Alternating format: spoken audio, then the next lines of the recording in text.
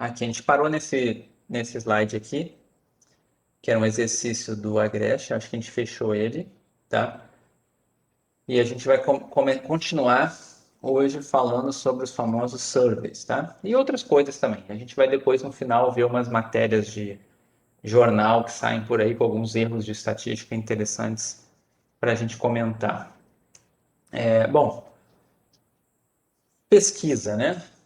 Em português, a gente usa a palavra pesquisa para várias coisas, né? A gente usa a palavra pesquisa como fazer pesquisa científica, né? Que no inglês estaria mais associada, né, com a palavra research, mas tem uma palavra em inglês que não tem em português, que seria muito útil, tá? Que é a palavra survey. Então, quando você vai fazer uma pesquisa do tipo survey lá fora, acaba sendo traduzido para o português como pesquisa, tá? Só que esse tipo de pesquisa, tá? Que é foco, por exemplo, de trabalhos que o IBGE faz, que institutos de pesquisa de opinião fazem, né? Essa palavra pesquisa não fica bem em português, tá? A gente acaba não conseguindo expressar o que ela significa. Mas no inglês é bem claro. Quando você fala desse survey, você está falando de uma pesquisa onde você planeja a coleta, né? E depois você obtém esses dados. Então, uma pesquisa eleitoral é uma pesquisa do tipo survey, certo? E no português a gente acaba não conseguindo se expressar direito. Vocês vão ter aqui no mestrado e no doutorado disciplinas eletivas que focam em como tratar dados que vêm de surveys, tá? Como que você lida com planejamentos amostrais complexos, com questões ligadas à amostragem, o planejamento da pesquisa, que são bem específicas de survey, tá? E que nada tem a ver com research. Quer dizer, tem a ver, né? Mas não é a mesma coisa. Eu posso fazer research sem fazer coleta de dados, né? Então, aqui é num sentido bem específico. Então, a gente vai falar agora sobre esses surveys. Eu vou me referir a eles como levantamentos. Em geral, a gente fala levantamento, ou então a gente fala pesquisa quantitativa, as pessoas também falam às vezes, mas em geral é levantamento que as pessoas usam. Tá? Às vezes, aqui dentro do IBGE, você vai ouvir também como pesquisas amostrais, coisas assim. Tá?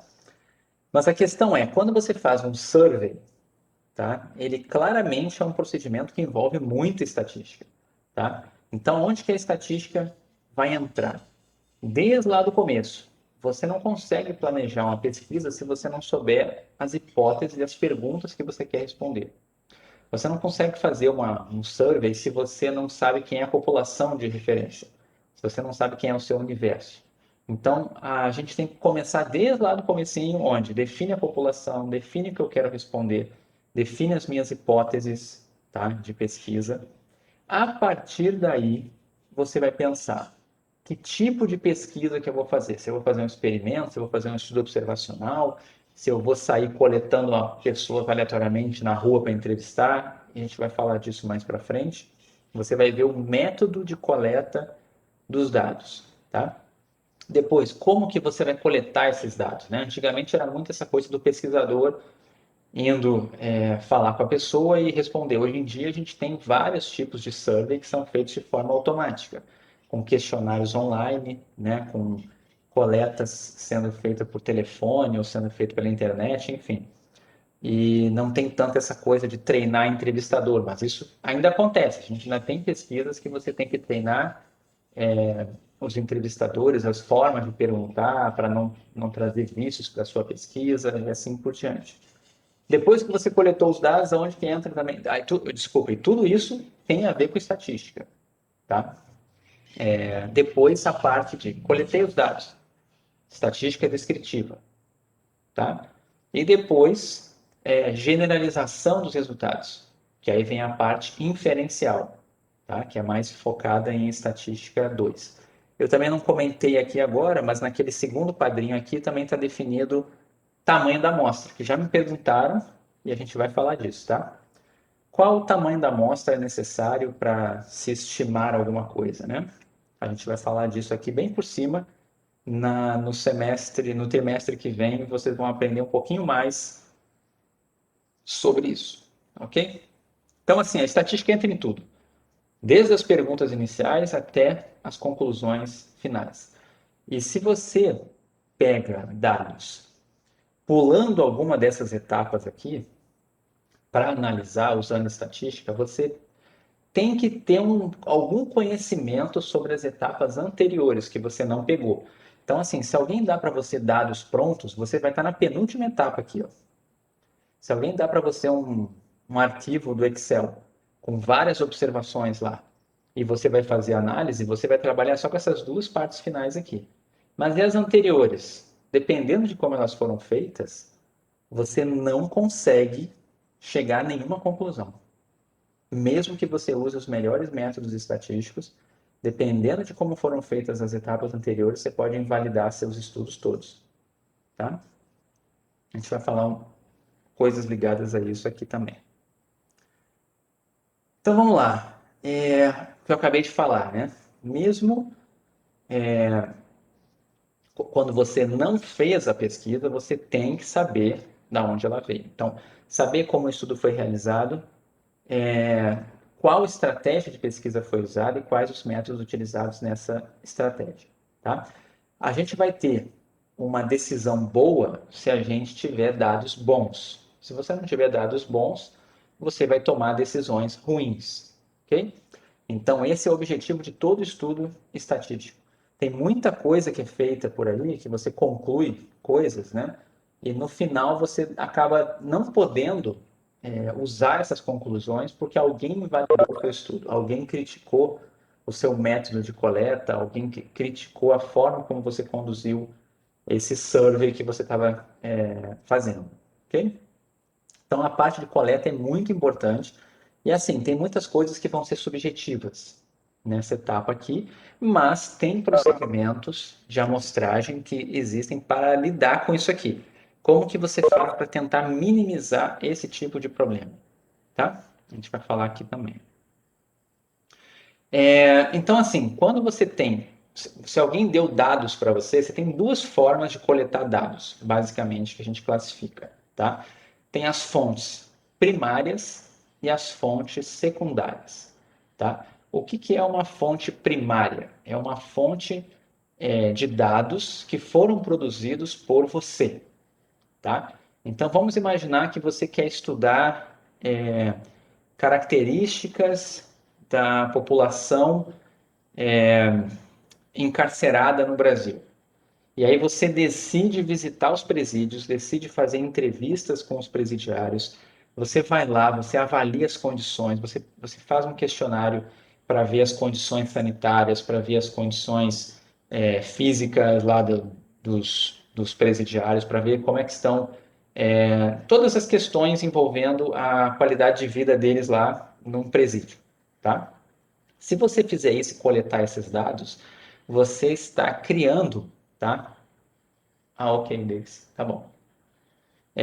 Você vai estar criando, tá? Seu banco de dados como uma fonte primária. Você coletou essas informações, tá? Se você fez um estudo de caso, um experimento, um survey exatamente, a gente não definiu essas coisas, mas o que importa é que você conduziu e você obteve esses dados, ok?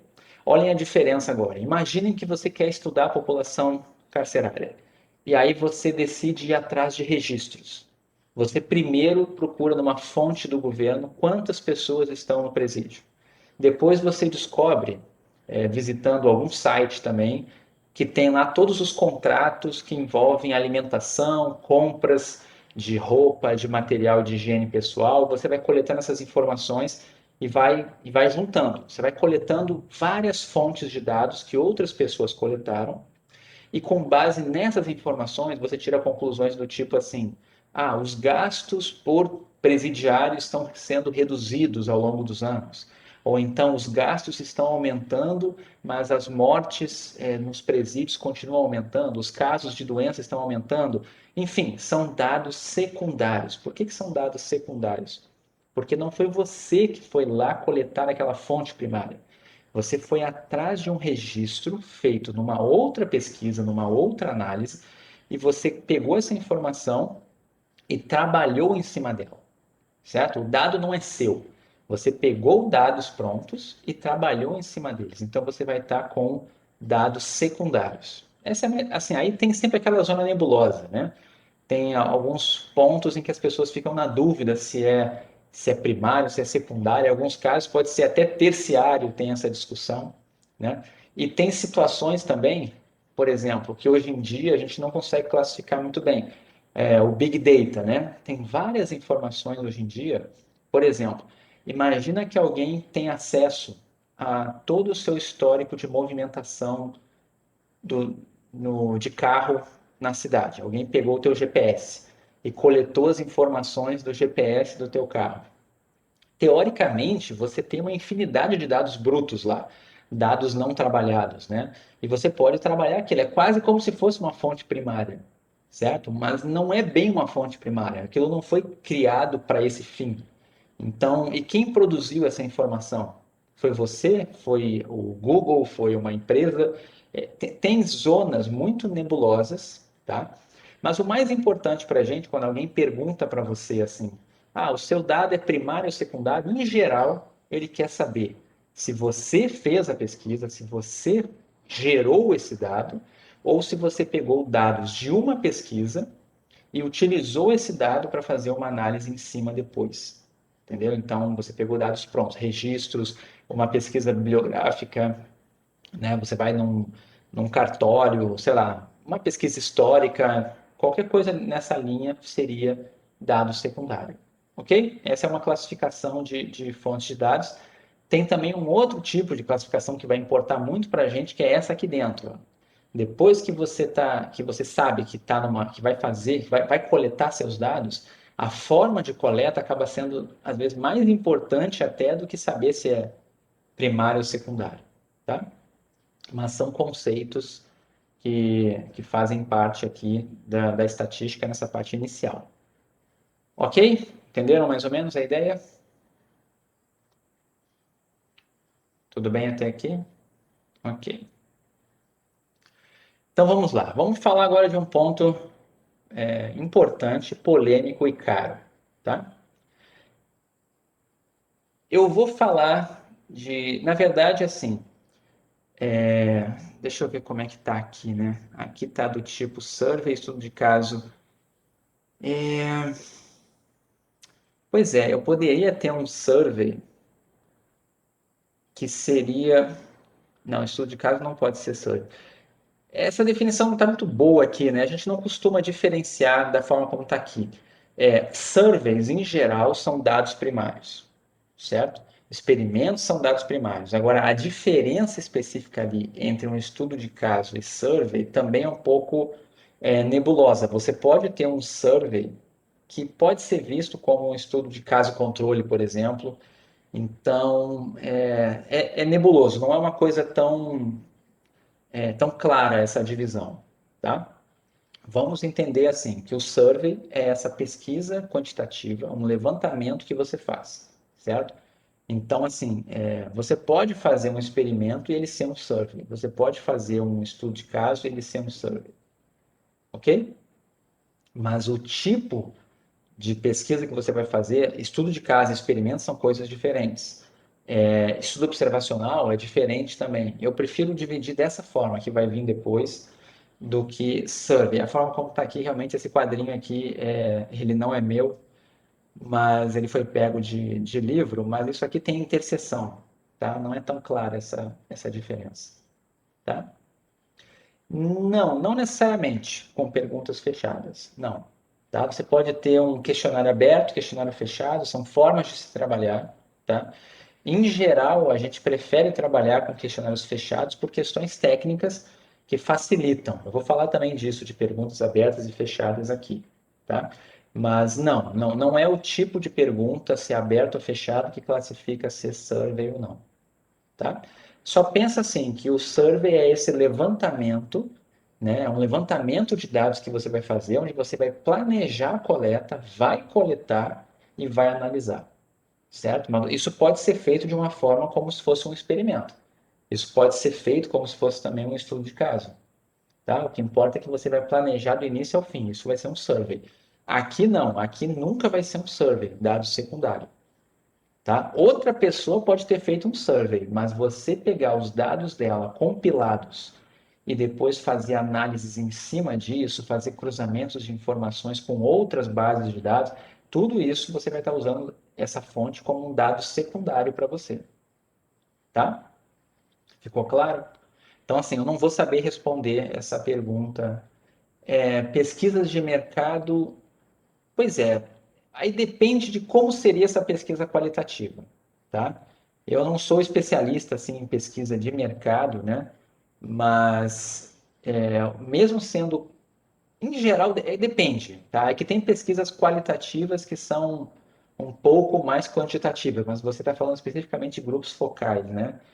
Aí eu já acho difícil isso ser chamado de survey, não é muito comum, não. Acho que não, tá? Eu posso consultar até outro professor que tenha mais experiência nisso. Eu não, nunca trabalhei com pesquisas qualitativas, tá? Mas porque não tem muito essa coisa de coleta, né? Você vai atrás de um grupo específico e tira conclusões dali. Em geral, não tem inferência estatística em cima de grupos focais. Então, acho que nesse caso não seria um survey, não, tá? Bárbara, fala alguma coisa? Só esbarrou no microfone. Ok, eu deixei passar alguma pergunta. Eu sei que eu não respondi tudo aqui, mas é como eu falei, tem algumas classificações que são meio nebulosas, tá? Tem zonas cinzas aqui, tá bom? Survey se aplica apenas em qualidade. Não, survey em geral é quantitativa, tá? Pesquisas quantitativas. Isso, tá bom?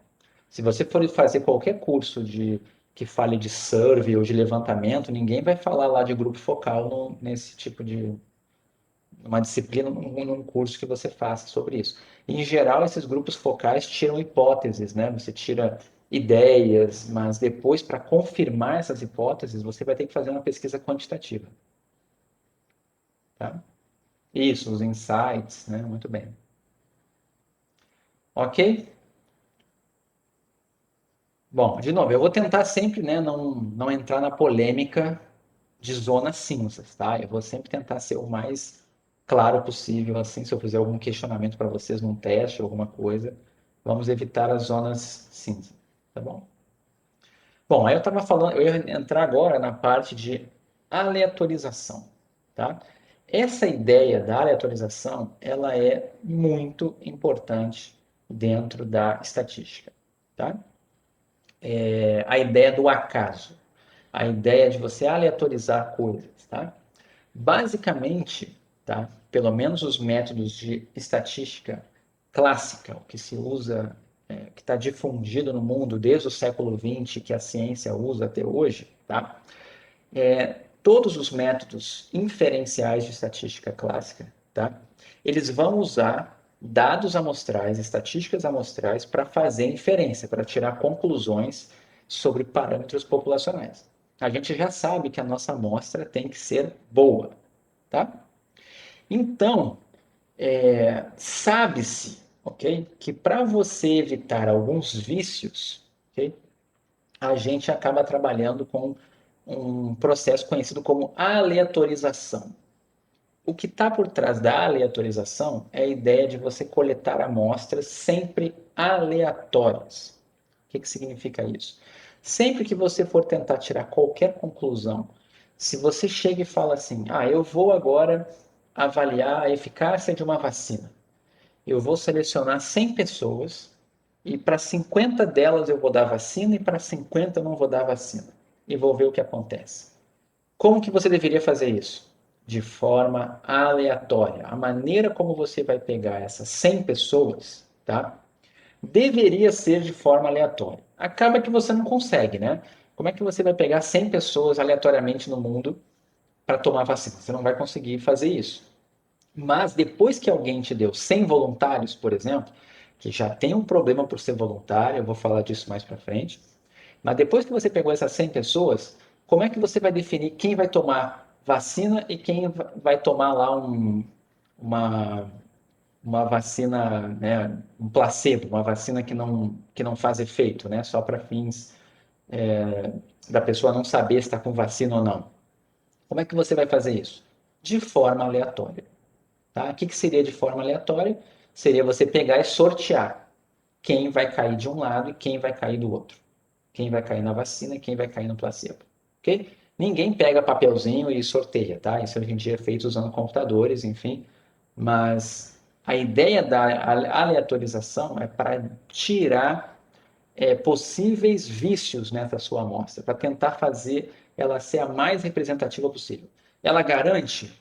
Não, não garante. Mas quando você não usa a aleatorização, você pode estar cometendo um erro grande sem saber. Ok? Então, assim, a aleatorização é o mecanismo para auxiliar na obtenção de uma amostra representativa ou uma amostra boa. Tá? Esse assunto também é um pouquinho polêmico dentro da estatística, tá? Porque teoricamente todas as amostras poderiam ser obtidas com a mesma chance. Então, como é que eu sei que uma amostra é boa ou representativa? Tá? É um pouco complexo isso de se discutir, mas aqui para vocês só saibam que a aleatorização ajuda a gente a minimizar vícios, erros sistemáticos na sua pesquisa. Tá? Bom, como que você faz isso, né? Geralmente você gera números aleatórios. Então, hoje em dia os computadores têm algoritmos, né, para gerar números pseudo-aleatórios. São números que são é, quase aleatórios, vamos dizer assim, e você usa eles para fazer esse tipo de divisão, de agrupamento de pessoas e assim por diante. Isso é usado muito em experimentos, tá? Eu vou falar disso bastante nessa disciplina, tá? Sobre erros possíveis que acontecem numa pesquisa. Mas a aleatorização é um conceito muito importante, que vai estar por trás de tudo, e é a base da inferência. Quando alguém não faz a aleatorização, ela pode estar comprometendo totalmente os resultados da pesquisa. E, dependendo do que estiver fazendo, os resultados não serão aceitos se você não tiver feito algum tipo de aleatorização, seja na coleta de uma amostra, ou seja nessas divisões que eu estou falando para vocês entre quem vai receber um medicamento, quem não vai receber, tá? Se você estiver fazendo isso para estudar fertilizantes de solo, qual a parte do terreno que vai receber o fertilizante A, qual a parte que vai receber o fertilizante B, tudo isso deveria ser feito de forma aleatória. Tá? E isso é um dos pilares da estatística. Bom, então assim, a gente vai definir mais para frente experimento para valer, tá? Mas eu já vou adiantando algumas coisas, e algumas coisas são do senso comum também, tá? Quando você tem um experimento planejado, tá? Você está querendo, na verdade, criar dados primários, tá? Você está querendo coletar dados de forma a tentar estabelecer uma relação de causa e efeito. Em geral, é mais ou menos isso o que está por trás de um experimento. Então, qual vai ser a ideia? Se for um experimento, por exemplo, com pessoas, né? Você vai fazer o seguinte: você vai pegar grupos de pessoas e você vai inserir algum tipo de tratamento, algum tipo de condição nessas pessoas. Então, por exemplo, eu vou dar uma vacina nas pessoas, eu vou fazer a pessoa seguir um certo comportamento, eu vou fazer a pessoa ingerir uma certa dieta, eu vou ter alguma intervenção do pesquisador e cada um dos indivíduos, dos sujeitos dessa pesquisa vai ter uma reação a isso, certo? E no final eu vou comparar os resultados de quem eu interferi com os que eu não interferi, certo? E aí eu vou tentar isolar o efeito dessa minha causa, dessa minha interferência, eu vou tentar isolar esse efeito olhando lá os resultados da pesquisa. Então, um exemplo típico é esse da vacina. Pega dois grupos de pessoas. Num deles eu vou intervir. Eu vou colocar a vacina nas pessoas. O outro grupo eu não vou intervir. Eu vou deixá-las vivendo naturalmente. E no final do experimento, eu vou ver quem tomou a vacina, qual foi o desfecho que eu tive, qual foi o efeito. Aí eu vou ver lá, tantas pessoas pegaram a doença. E eu vou olhar no outro grupo. Quantas pessoas tiveram desfecho? Quantas pessoas tiveram a doença? Um número X, bem maior, por exemplo. Então eu posso comparar esses resultados e dizer, olha, parece que a minha intervenção fez efeito. Então eu estou estudando uma relação de causa e efeito e vou tirar a conclusão de que a minha vacina funcionou, comparando essas respostas. Então é o que está aqui nessa frase. Ó. A razão para a maioria dos experimentos é comparar respostas de sujeitos para uma dada variável, a variável aqui no caso do exemplo que eu dei seria ficar doente ou não ficar doente, sobre diferentes contextos, ambientes ou condições. Aqui poderia ser tomando ou não tomando cloroquina, tomando ou não tomando a vacina, certo? Ficando no oxigênio ou não ficando no oxigênio, enfim, várias condições, fazendo transfusão de sangue, de plasma, enfim. Eu posso testar qualquer tipo de contexto, ambiente, condição e ver o efeito que isso gera na minha variável resposta, que é no meu desfecho desse meu experimento, que é saber se ficou doente ou não. Tá? E na prática, essas condições que eu falo são tratadas como variáveis, né? São coisas que eu coloco no meu estudo, tá? Então, essas condições são níveis de outras variáveis que podem influenciar no resultado, tá? E a ideia, tá, é que quem está conduzindo esse experimento tem o controle dessa alocação de pessoas nesses grupos, ou seja, quem vai receber vacina, quem não vai receber. E como que isso tem que ser feito? Como está aqui, ó, de forma aleatória, certo? Essa definição de grupo de controle e tratamento ela vai aparecer mais para frente, tá? Mas no caso da vacina seria grupo de tratamento é o grupo que tomou a vacina, grupo de controle é o grupo que não tomou a vacina. Eu estou usando só para fins de comparação, certo? Então, experimentos, tá? São o tipo de estudo que se faz para comprovar relações de causa e efeito. Okay? Esse é um tipo de estudo muito importante na estatística. E ele pressupõe que você está fazendo de forma aleatória essa alocação de quem recebe tratamento e quem não recebe. Ok? Então, aleatorização muito importante no experimento. Tá? Só que o que acontece, né? Nas ciências sociais, às vezes é muito difícil você conduzir experimentos. Tá?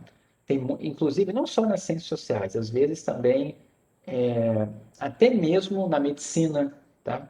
É muito difícil você fazer um experimento. Às vezes é até antiético você fazer isso. Tá? Então, por exemplo, como é que eu vou fazer para descobrir se cigarro, se fumar 30 anos, aumenta a chance de uma pessoa ter câncer de pulmão?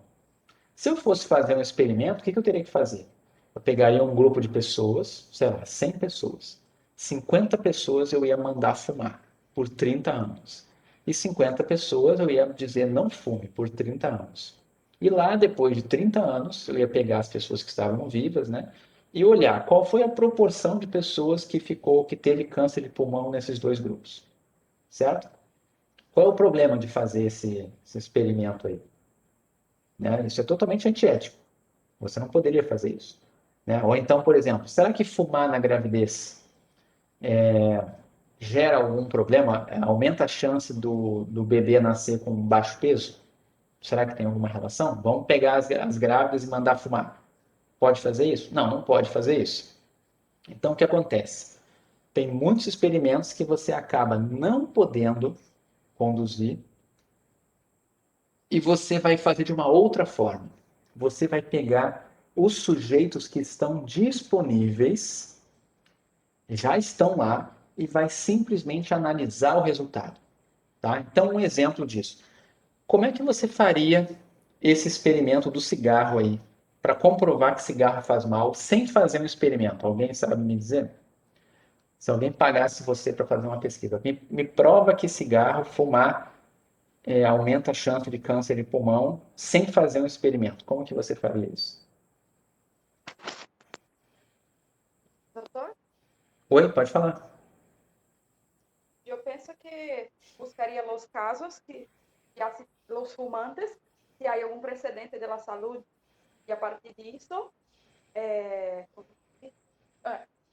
a partir disso, como se quiser tentar extrapolar os dados. Ok. Você diria que pegaria os registros, né? Na prática, você ia pegar. O que que tem lá? Você vai num hospital, por exemplo, e pega lá registros, né? Ou pega uma secretaria de saúde. E é muito difícil na secretaria de saúde, mas você tenta pegar num hospital, né? Que tem lá o registro dos pacientes. E aí você vê quantas pessoas aqui, dos que estão com câncer de pulmão, fumaram, né? Você poderia ver quantos que fumaram, né? E dos que estão com câncer de pulmão também, quantos que não fumaram. Isso é um número que você pode olhar, certo? Você também pode ter uma informação que é qual é a proporção de pessoas que fumam na população, né? Porque se você sabe que é uma população que muita gente fuma, vai ser esperado que você tenha muitos casos de fumantes com câncer lá no hospital. Se for uma população que pouca gente fuma, isso já não é esperado. Então você vai tentar olhar esse tipo de informação, você vai tentar descobrir qual será a proporção de fumantes, né, que existe naquela localidade e tentar descobrir também nos registros já prontos qual a proporção das pessoas que tiveram câncer de pulmão que eram fumantes e que não eram fumantes. Esse tipo de dado você ia conseguir obter sem conduzir experimento, sem causar nenhum tipo de influência no resultado. Não foi você que fez a pessoa fumar, certo? Você já pegou o dado pronto, ok? Quando você faz isso, você vai estar diante de um estudo observacional. Você apenas observa o que aconteceu, certo? Qual é o grande problema? Todo registro administrativo pode servir como base de um estudo observacional? Pode, não vou dizer todo, né? É meio forte essa palavra, mas em geral, registros administrativos são usados para isso, ok? Para se fazer estudos observacionais. Esse registro pode ser de qualquer lugar, né? Então, se você está estudando questões, né, de saúde, os registros dos hospitais, os prontuários dos pacientes, né? Se você tiver causas de morte, se você tiver como é que chama lá, o atestado de óbito, você pode pegar uma análise de atestados de óbito para fazer algum tipo de análise, mas não foi você que conduziu. Agora, qual é a grande diferença, né? Qual é o grande problema? É necessária autorização? Pois é, vai depender, certo? Tem registros que você não pode pegar. Por exemplo, o IBGE tem registros que você não pode pegar, certo? Tem registros, né, que envolvem questões privadas, né, das pessoas que você não pode chegar lá simplesmente e pedir. Tem outros registros que são públicos, certo? Se você quiser saber quantas pessoas tiveram Covid no Rio de Janeiro, por bairro, você consegue essa informação. Mas se você quiser saber onde a pessoa morava, eu acho que você já não consegue. Entendeu? Você não poderia, né? Eu quero saber onde moram as pessoas que tiveram Covid. Você não vai conseguir essa informação, mesmo que ela exista. A menos que você trabalhe lá no órgão, né, e possa usar. Mas você, pessoa física, dificilmente vai ter acesso a isso. Então, acho que cada dado vai ter o seu protocolo, ok? Agora, uma coisa, né? Percebam aqui, tem um ponto bem interessante de discussão aqui, tá? Por exemplo, essa questão do cigarro, né? Se você selecionou 100 pessoas, colocou 50 para fumar e 50 para não fumar, e acompanha por 30 anos, você vai saber tudo sobre essas pessoas. Lá no final, você vai saber o que aconteceu. Eu já respondo a tua pergunta, Vitor, tá? E tem a ver com o que eu estou falando agora aqui. Quando você faz um experimento, você está controlando tudo. Você fez aleatorização, você sabe quantos homens tem de um lado, quantas mulheres tem do outro lado, você sabe se as pessoas eram de idades parecidas, se não eram de idades parecidas. Você pode controlar uma série de variáveis para não permitir, por exemplo, que o grupo que recebeu vacina só tem idosos e o que não recebeu vacina só tem pessoas jovens, entende? Aí você vai avaliar a mortalidade. Não, você não vai fazer isso. Você tem que fazer grupos homogêneos. Enfim, tem vários controles que você faz quando você faz um experimento. Agora, quando você pega o dado final pronto, que não foi você que coletou, qual é o grande problema? Você não vai ter acesso a todas as variáveis que poderiam ter influenciado. Então, assim, a pessoa teve câncer de pulmão, tá? E aí você vai ver lá, a pessoa fumava? Não, ela não fumava. Você só tem essa informação, por exemplo. Mas digamos que essa pessoa morava com alguém que era fumante, certo? E você não tem essa informação, você não sabia, você não teve acesso. Ou seja, você pode acabar dizendo assim, poxa, pessoas que não fumam também têm muito câncer de pulmão. E vai chegar numa conclusão errada. Por quê? Porque você não sabia essa informação adicional, certo? Ou então, assim, você pode estudar um efeito, né? Por exemplo, assim, eu vou ver o efeito de um programa social. Será que o Bolsa Família faz as pessoas melhorarem de vida? Certo?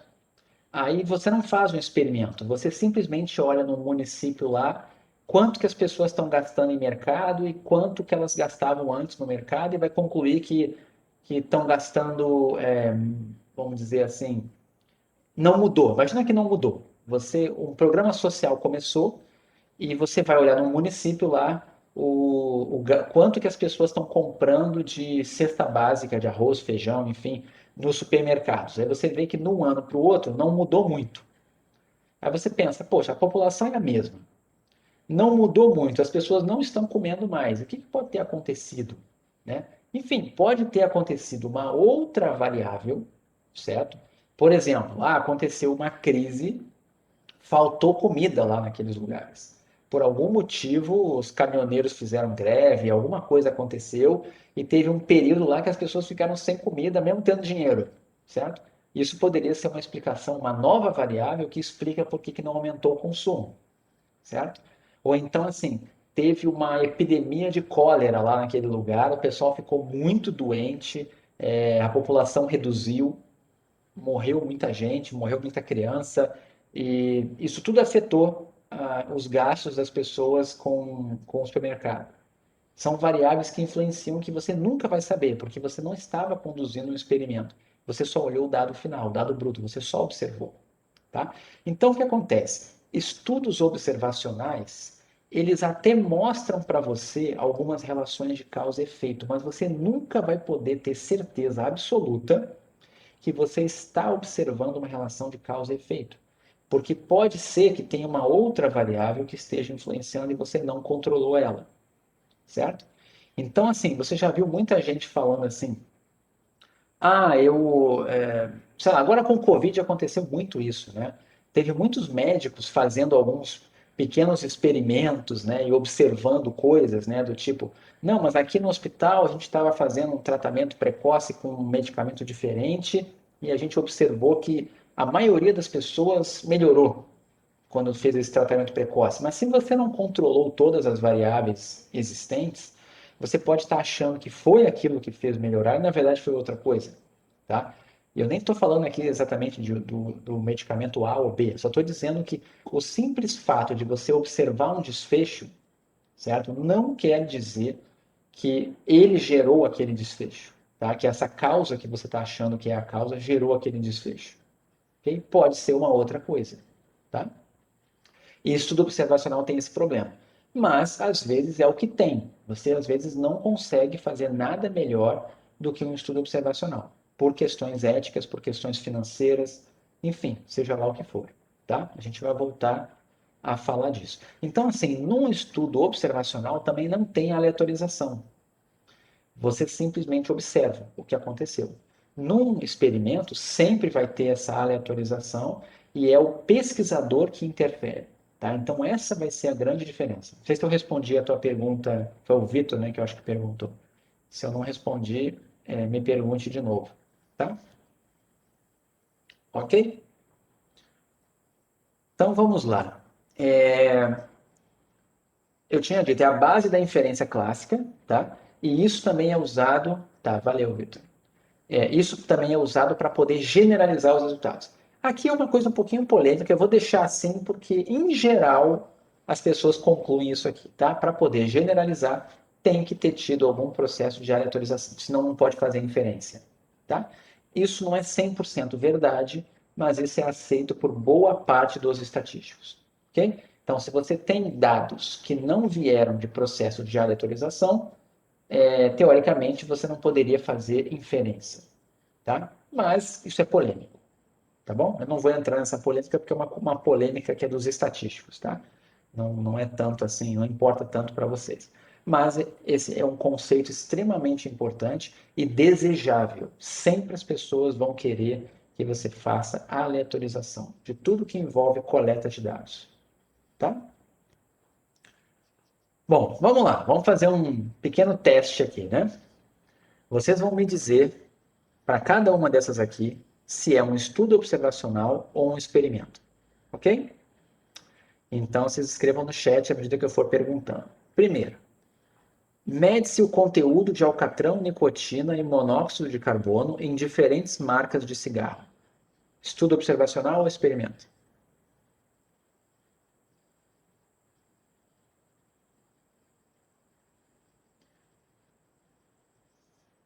Todo mundo está achando que é experimento? Beatriz acha que é estudo observacional. O restante está achando que é experimento. Natália também acha que é estudo observacional. Vamos pensar aqui, né? Qual foi o papel do pesquisador? Imagina que eu contratei você e falei assim, ó. Faz isso para mim. Pega lá as marcas de cigarro e mede para mim o conteúdo de alcatrão, nicotina e monóxido de carbono e me traz aqui esses números. Eu quero analisar esses números. Você, você observou esses números ou você interferiu em alguma coisa nessas marcas de cigarro para gerar esses números? Você não interferiu em nada. Você simplesmente foi lá e observou. Por mais que observar não seja com os olhos, nesse caso, seja com algum aparelho, né? Fazer a medição em si não quer dizer que você não está fazendo um estudo observacional, tá? Você está fazendo aqui exatamente um estudo observacional, porque se você descobrir que uma certa marca tem muito alcatrão ou muita nicotina, ou o que é que seja, não foi você que fez nada para interferir nisso. Isso já estava pronto, produzido, você só foi lá e mediu, ok?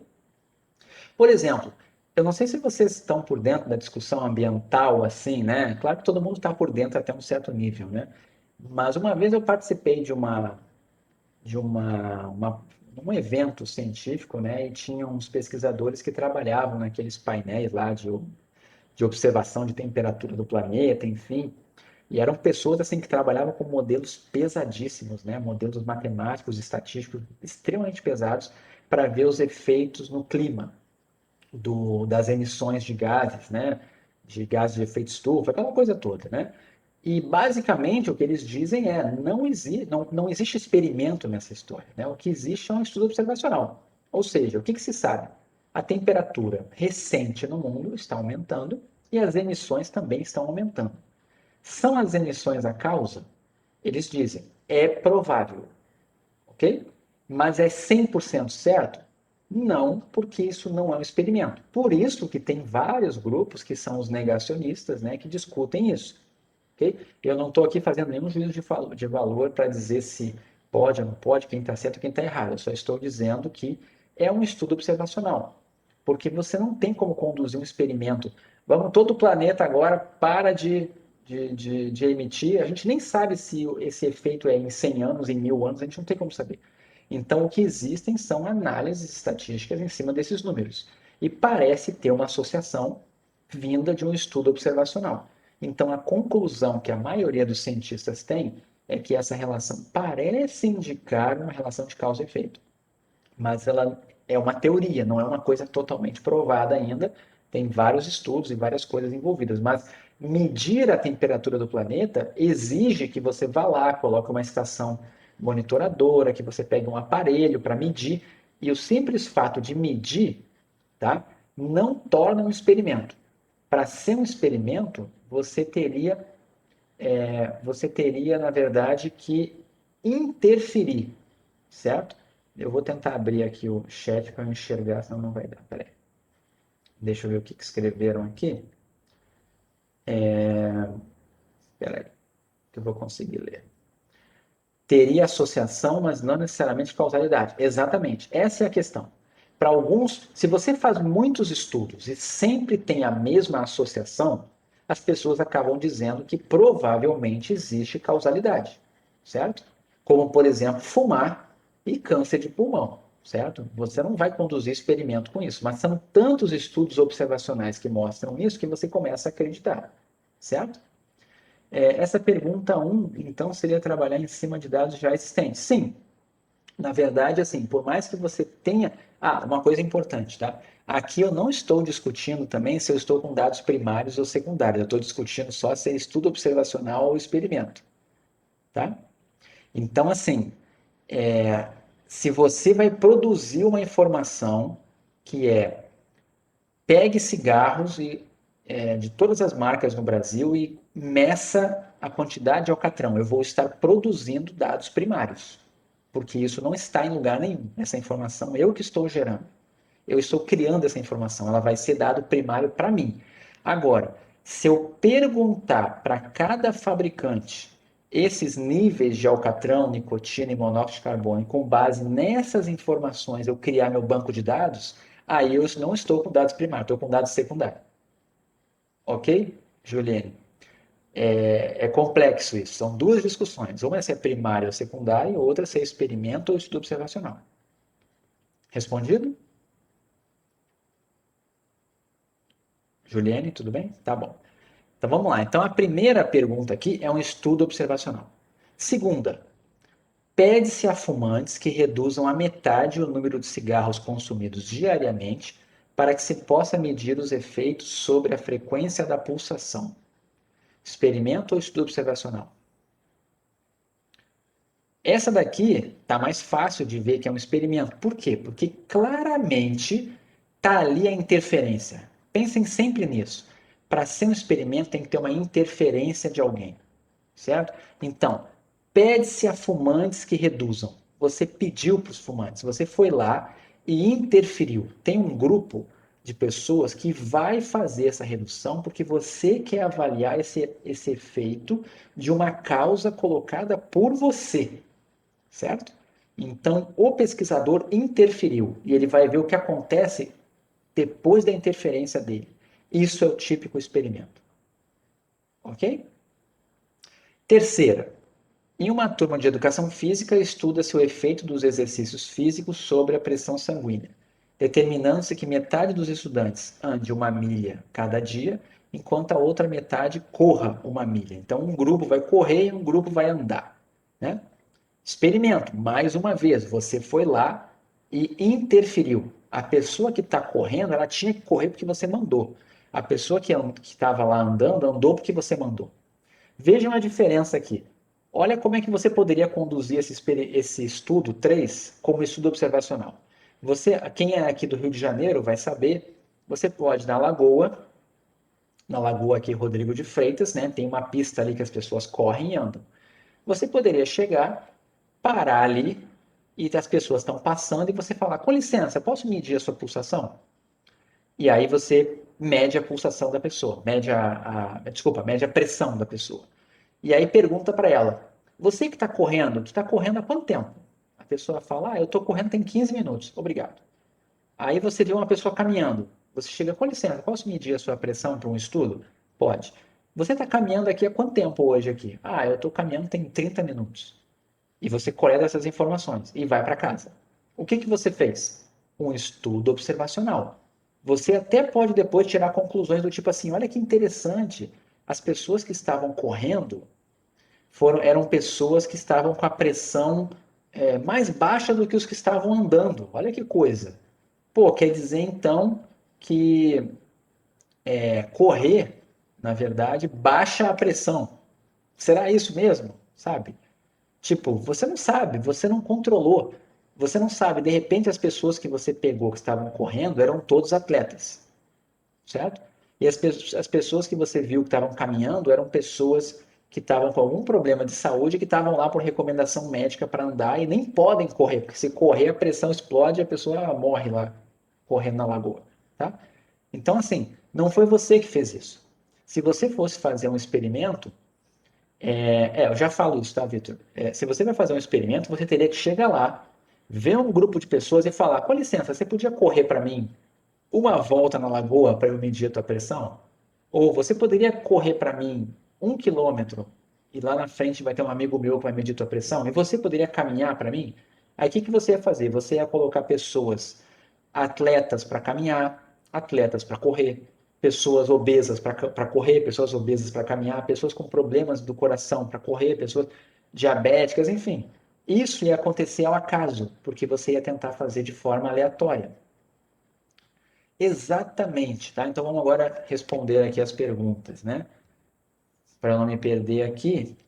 Estudo observacional sempre busca uma correlação de uma variável com outra? Sim, experimentos também, tá? Podemos... Não, só um detalhe, peraí.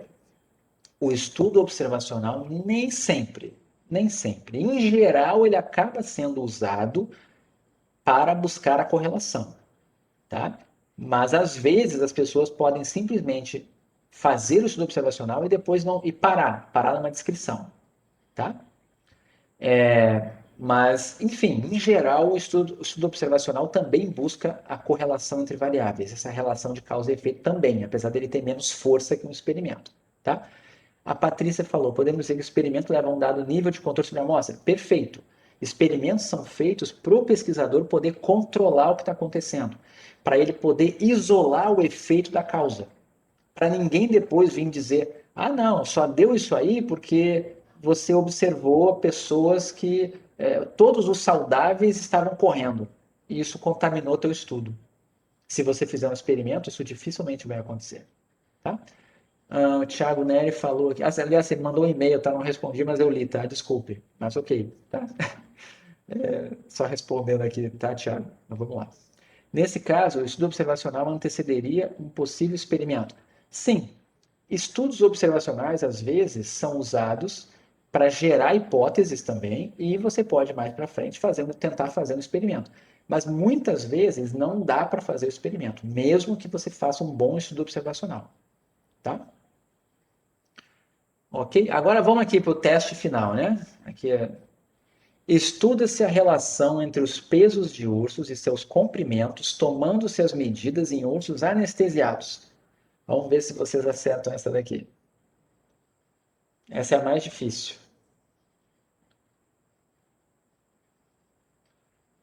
Observacional, a maioria está dizendo observacional. Alguém acha que é experimento? Tem alguma polêmica aí, né? Mas vamos lá. Vamos tentar pensar aqui por que. Gustavo, posso falar só uma hipótese aqui? Pode? Na verdade, interpretei da maneira de que a anestesia, no caso, né, enfim, o fato do urso estar anestesiado, subentende-se uma interferência.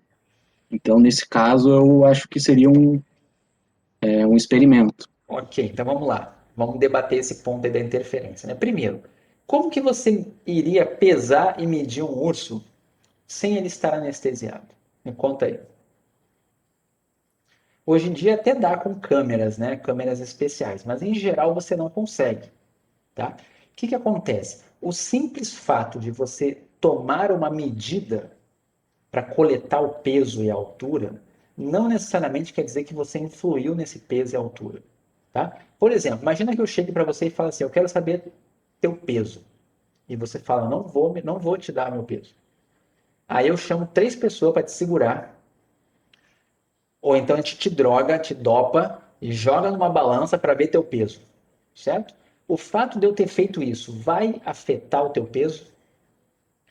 Ou o teu peso já está aí com você? Eu só extraí a força, certo? Ele não vai afetar. Então, assim, para ser um experimento, o pesquisador tem que fazer alguma coisa que interfira no desfecho.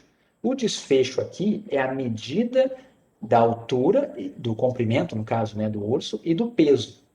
O fato de eu ter coletado isso à força não afeta nada. Então, na verdade, esse urso anestesiado aqui é só para a gente não morrer, tá? É só para o urso não matar o pesquisador. Mas não é um experimento, tá? Deixa eu ver aqui se tem alguém que falou alguma coisa. Então, teve essa questão que eu acabei de comentar. Alguém disse aqui que medida de segurança, a Beatriz falou exatamente o que eu estou comentando aqui. A anestesia ao urso é só uma medida de segurança para fazer a coleta, certo? Vamos ver. Isso, é só para viabilizar, não influencia as duas medidas. Muito bem, tá? Deixa eu ver aqui uma coisa. Relação. Ah, tá, vamos lá. O fato de eu pegar um estudo observacional ou um experimento não importa. Seja lá que dado que eu coletar, depois eu faço a relação que eu quiser. Eu posso tentar estudar a relação que eu quiser. Eu só não posso sair atribuindo relações de causa e efeito sem um estudo mais aprofundado, certo? Mas eu posso sim pegar os dados que eu peguei, pode inclusive ser dados secundários de outra pessoa, e eu começar a cruzar informação. Começa a cruzar informação, vou cruzando, cruzando, chega uma hora que eu vou tirar conclusões, certo? Mas eu posso tirar conclusões erradas também, né? Deixa eu ver aqui. O fato de não pesar os não anestesiados também reforça esse ponto. Aqui não foi dito que a gente pesou não anestesiado. Nesse estudo aqui, em hipótese alguma, a gente está falando que vai pesar alguém não anestesiado, porque eu acho que seria impossível, tá? O que eu quis dizer, na verdade, é que como a gente vai fazer um experimento pesando só os anestesiados, não vira um experimento, né? Ele vira observacional, porque eu não vou ter como comparar. Sim. Mas uma coisa que você falou é interessante. Alguém poderia fazer o seguinte experimento. Será que o fato de você estar anestesiado pode gerar alguma variação em alguma variável no urso, né? Talvez na altura, no comprimento, não, né? Mas, de repente, alguma outra variável pode estar influenciada pelo fato de estar anestesiado ou não. E aí seria um experimento só pelo fato de eu anestesiar ou não. Mas esse caso aqui não é o caso, tá bom? Essa situação aqui não seria o caso. Ok? Todo mundo entendeu a diferença? E eu vou dar agora um último exemplo, né? Por exemplo, vocês acham que peso e altura têm alguma relação? De uma pessoa. Peso e altura têm alguma relação? Tem, né? Certo? A gente tem um senso comum aqui, né? Mas vamos tentar imaginar a gente se nós fôssemos alienígenas, se nós fôssemos seres de outra dimensão que tem outras leis da física, tá? O ponto é o seguinte: se eu chego para você e falo assim, uma pessoa tem, sei lá, 100 quilos. Na sua mente, você imagina uma pessoa de 1,40 m? Ou você imagina uma pessoa mais alta? A gente imagina uma pessoa mais alta, certo? Se eu falo que alguém pesa 40 quilos, você vai imaginar um homem de 2 metros de altura? Não, né? É difícil. Provavelmente ele vai ter que ser mais baixo. Se for homem, ele vai ter que ser mais baixo, certo? Mas agora, se você for pensar em relação de causa e efeito, alguém poderia pensar o seguinte: poxa, eu estou encontrando associação. Então quer dizer que quanto maior o peso, maior a altura. Tem uma associação, vocês concordam? Pesos altos têm uma associação com alturas altas, concordam? Alturas elevadas. Existe uma associação. Agora, causa e efeito. Tá bom, então, eu vou criar uma nova dieta, né? A dieta para jogar basquete, né? Coma muito, coma demais. Quanto mais você comer, mais alto você vai ficar. Certo? Eu poderia fazer isso. Esse é o erro, certo? Quando você está estudando coisas que você não tem a menor noção do que sejam, você pode estar fazendo isso. Okay? Você pode estar vendo uma associação, não entende por que ela está acontecendo e acha que uma está causando a outra. E você pode acabar tirando conclusões totalmente erradas. Então é mais ou menos essa a ideia. O fato de ter associação não quer dizer que uma influencia na outra. Elas podem ser influenciadas por outra coisa. Tá? E na verdade é mais provável, né, que a altura afete o peso do que o peso afetar a altura, né? Ok? Bom, vamos adiante. Quando for 13h30, mais ou menos, que a nossa aula hoje é até 13h45. Então eu vou falar mais uns 20 minutos, acho, e depois eu vou trocar o assunto aqui, tá? E vou fazer uma pausa para mostrar umas coisas de notícias para vocês. São coisas conhecidas, mas talvez nem todo mundo tenha visto. Então vamos lá. Variabilidade, tá? Variabilidade é o motivo de existir estatística no mundo, é o motivo de existir aleatoriedade, existir probabilidade nesse mundo, tá? Sim, a significância estatística ajuda, mas ela não responde, tá? Totalmente. O fato de ter significância estatística não é suficiente, tá bom? Eu não falei ainda de significância estatística, mas o fato da associação de ser significativa não prova a relação de causa e efeito. Provar a relação de causa e efeito é uma das coisas mais difíceis que tem. Em geral, você só tem certeza quando é baseado em experimentos e olhe lá. Ok? Vide a cloroquina. O primeiro estudo da cloroquina foi um experimento. Tá? Um experimento com 35 pessoas, se não me engano. Mas foi um experimento. O primeiro que saiu lá numa revista lá dos franceses lá foi um experimento. O primeiro que ficou famoso, pelo menos, né? Depois teve coisas dos dois lados para tudo que foi lugar. Mas mesmo quando você faz um experimento, você pode não ter essa conclusão. Tá bom? Mas vamos lá. Variabilidade está por trás de tudo. Se não existisse variabilidade, tudo seria igual, né? E não existiria incerteza. As pessoas sempre acertariam as coisas. Todas as previsões estariam certas e o mundo seria mais monótono, mas totalmente previsível, né? O que acontece? Existe a variabilidade natural e a estatística serve para lidar com essa variabilidade natural existente na natureza. Então, por exemplo, né? Quando você vai medir alguma coisa, eu vou medir a altura de vocês, tá? Quando eu vou medir a altura de vocês, existe uma variabilidade natural entre indivíduos de uma população.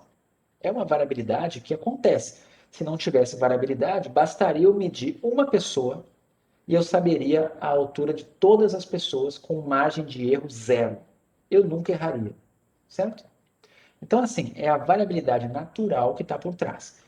Então, a estatística vai lidar com esse tipo de coisa. Eu vou querer ter uma noção do quanto uma população varia entre os indivíduos que fazem parte dela. Tá? Essa variação é natural, ela não é causada por ninguém. Simplesmente as coisas variam pela natureza. Okay? Alguém vai dizer, não, mas varia pela alimentação, varia pela genética, ok. Mas no fundo, quando você pega uma população inteira, certo? Você tem tantos efeitos de genética, efeitos de alimentação, que eles acabam se anulando. E o que fica é, em média, você tem um certo padrão. E tem uma certa variabilidade também, padrão, entre as pessoas, entre os indivíduos, entre as medições que você tem. Tá? Então, assim, essa variabilidade que existe entre os indivíduos de uma população, a gente chama de variabilidade natural ou variabilidade esperada. Tá? E isso é uma coisa que a gente não adianta tentar prever que essas diferenças elas sempre vão acabar acontecendo. Tá? A estatística vai entrar para tentar descobrir possíveis fatores que ajudam a entender algumas variabilidades específicas de alguns grupos dentro das populações. Tá? E é para isso que vai entrar aqui os métodos estatísticos. E existe também um outro tipo de variabilidade, que é aquela criada pelo processo de amostragem. Tá? Então, vai ser aqui o que eu vou botar no próximo slide. Existe a variabilidade amostral. Tá? Então, por exemplo, imagina o seguinte, imagina que eu quero saber a média de altura de vocês. Vocês são 33 alunos e eu quero saber a média de altura de vocês. Esse número é fixo, é um parâmetro populacional, certo? Vocês são uma população de interesse e a média de altura de vocês é um parâmetro que é um número, é uma quantidade fixa, certo? Tudo bem até aqui? Vocês têm as alturas diferentes, porque vocês têm variabilidade natural, mas a média de altura de vocês é fixa. Agora, o que vai acontecer? Digamos que eu selecione uma amostra aleatória. Eu seleciono aqui, pego uma urna e sorteio 5 pessoas da turma. E eu vou tirar a média amostral da altura delas, certo? Vocês concordam comigo que para cada amostra que eu tirar vai dar uma média diferente de altura? Todo mundo entende isso? Se eu selecionar 5 pessoas e calcular a média da altura delas, vai dar um número. Se eu selecionar outras 5 pessoas, vai dar outro número. Ou seja, para cada amostra que eu tiro, eu vou ter uma média diferente. Isso é chamado de variabilidade amostral. E outra coisa também, vocês concordam comigo que se eu pegar uma amostra de 2 pessoas dessa turma, de vocês, 2 pessoas dos 33, e calcular a média amostral, e eu pegar 20 pessoas aleatoriamente e calcular a média amostral, qual delas que vai estar mais próxima da verdadeira média populacional? A amostra de 2 ou a de 20? A de 20, né? Provavelmente a de 20. Por mais que eu pegue várias amostras diferentes de tamanho 20 e elas sempre vão dar números diferentes de média amostral, eu espero que elas variem muito menos do que se eu pegar a amostra de tamanho 2. Se eu pegar a amostra de tamanho 2 aqui e pegar as duas pessoas mais altas da turma, pode ser que a média dê 1,85 m. E eu vou dizer, ó, a média dessa minha turma é bem alta, é uma turma, todo mundo é muito alto, 1,85 m. Agora, se eu selecionar outras pessoas, pode ser que a média dê 1,52 m, certo? Agora, se eu pegar a amostra de tamanho 20, isso não vai acontecer. Com a amostra de tamanho 20, é muito difícil a média dar 1,85 m, a menos que realmente vocês sejam muito altos. Eu não vi vocês pessoalmente, eu não sei, né? Eu vi só alguns. Não, eu só vi daqui para cima, né? Então eu não sei a altura de vocês, não está lá na ficha de vocês. Mas o que importa é que as estatísticas amostrais de duas amostras, elas vão ser diferentes, mesmo que tenham vindo de uma mesma população, certo? E a gente vai chamar essa variabilidade de variabilidade amostral. Ela é causada pelo procedimento de amostragem. E vocês já podem guardar um conceito na cabeça que é: quanto maior o tamanho da amostra, menor variabilidade. Quanto menor o tamanho da amostra, maior variabilidade. Não, desculpa. Quanto menor o tamanho da amostra, maior variabilidade. Quanto maior o tamanho da amostra, menor variabilidade. Ok? Tudo bem? E isso vai acontecer mesmo que você use a aleatorização, mesmo que você selecione esses indivíduos de forma aleatória. Ok? Então, assim, o principal da estatística, tá? Tá, vou repetir aqui, né? Foi aquilo que eu vou voltar ao que eu estava falando, né? Quando eu quero saber a altura média dessa turma, é um número fixo. A altura média dessa turma é um parâmetro, é um número fixo e desconhecido para mim, mas ele é fixo, certo? Se eu pegar amostras de tamanho 2, imagina que eu pego uma amostra de tamanho 2 e calculo a média de altura. Pego outra amostra de tamanho 2 e calculo a média de altura. Outra amostra de tamanho 2 e calculo a média de altura. Essas médias que eu vou estar calculando vão variar bastante. Vai ter situações que essa média vai estar próximo de 1,50, vai ter situações que essa média vai estar próximo de 1,90. Elas vão variar muito, porque a minha amostra é pequena. Agora, se eu selecionar a amostra de tamanho 20, calculo a média amostral. Pego outra amostra de tamanho 20, aleatória, calcula a média amostral. Outra de tamanho 20, as amostras elas podem repetir pessoas, né? Mas são amostras diferentes. Cada vez eu faço um sorteio diferente. Se eu fizer com tamanho 20, as médias amostrais vão variar muito menos, certo? É isso que eu estou dizendo. Então, quanto maior o tamanho da amostra, eu tenho menos variabilidade nas estatísticas amostrais. E se eu pegar amostras pequenininhas, eu vou ter muita variabilidade nas estatísticas amostrais. Ok? Foi, Vitor? Ok. E assim, o que que entra, onde é que entra a estatística, né? A gente vai tentar descobrir da variabilidade que existe natural entre vocês de altura, o quanto que é explicado por diferentes comportamentos, grupos, intervenções e assim por diante. Por exemplo, o que que vocês acham? Aqui no Brasil, pelo menos, quem é mais alto, homens ou mulheres? Quem que é mais alto? Em média. Em média. Estatísticos sempre vão falar assim, quem é mais alto? Aí você vai dizer, não, mas eu conheço uma pessoa que é muito alta. Não, eu não estou falando dessa pessoa. Eu estou falando de comportamento médio, certo? Homens são mais altos, ok? Vamos imaginar o seguinte, onde é que entra a estatística, né? Imagina que eu selecionasse uma pessoa aleatoriamente dessa turma, ok? E digo assim, eu selecionei uma pessoa. Quem acertar a altura dela vai ganhar um prêmio. E não digo mais nada. Só falo isso. Você só sabe que eu selecionei uma pessoa aqui e não contei para ninguém. Aí você vai pensar, poxa, essa turma tem média de altura 1,70 m. Eu vou chutar 1,70 m. Você poderia chutar 1,70 m, ok? Agora, onde que entra a estatística? Se você sabe que homens são mais altos, você vai perguntar para mim, professor, essa pessoa que você selecionou é homem? Aí eu vou dizer, é. Aí você já não vai mais chutar 1,70 m. Você vai chutar um valor maior, porque se a média era 1,70 m pela variabilidade natural das pessoas, mas você sabe agora que homens são mais altos do que mulheres, você sabe que no grupo dos homens a variabilidade é um pouco menor e a média deve ser mais alta. E no grupo das mulheres a variabilidade deve ser menor do que a variabilidade total, só que mais baixa.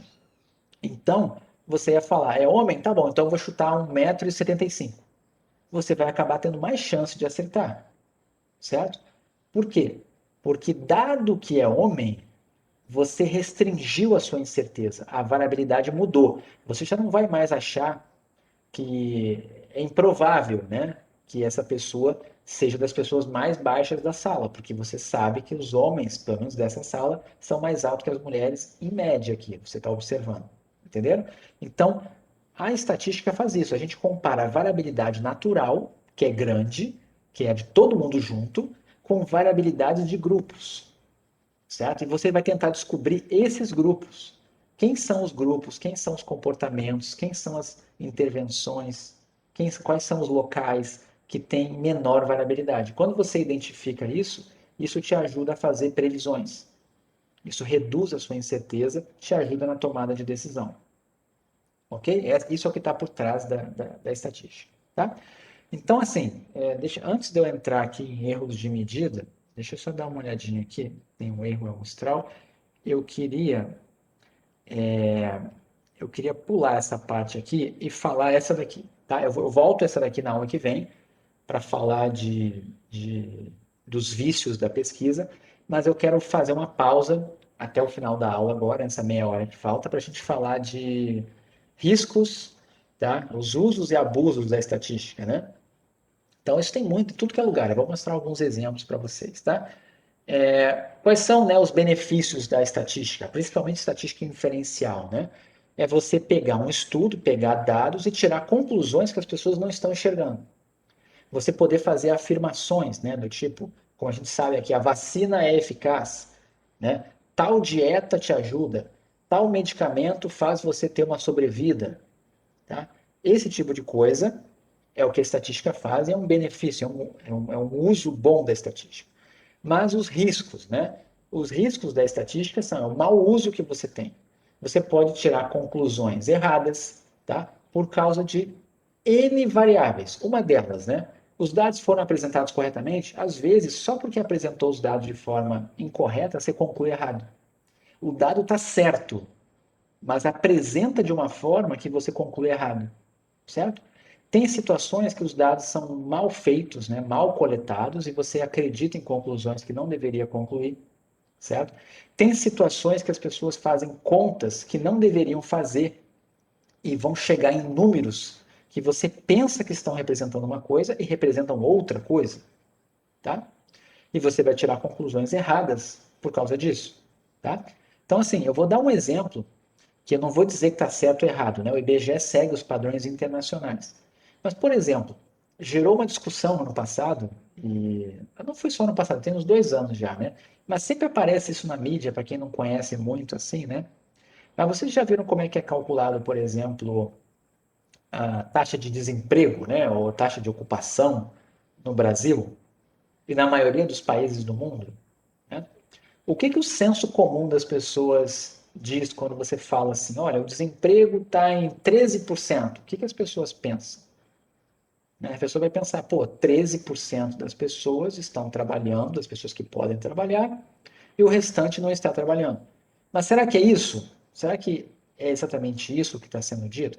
Será que tem alguém que não está trabalhando e que não está no grupo dos não ocupados?